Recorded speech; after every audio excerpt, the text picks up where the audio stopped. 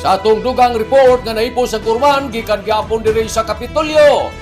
Cloud9 Watchtower, gilaraw na tukuron sa General Luna.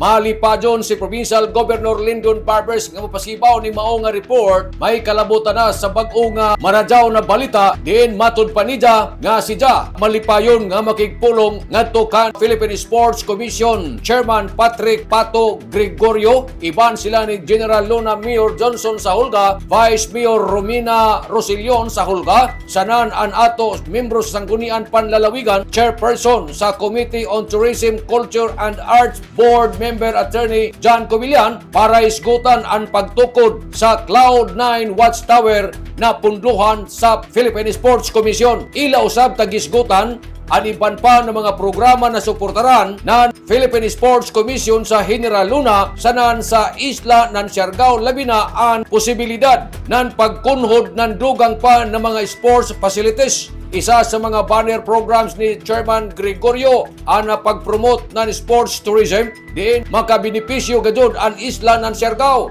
Excited si Governor Barbers sa mga umaabot pa ng mga coordination with the PEC o matud panida. Salamat Chairman Pato, and looking forward to continuously working with you. Nanukad gikan diri sa Kapitolyo, ini si Marictioners Marcon Sim Vlogs, Mario Conali sa Mulan mula og salamat. Maradyaw na adlaw natong tanan.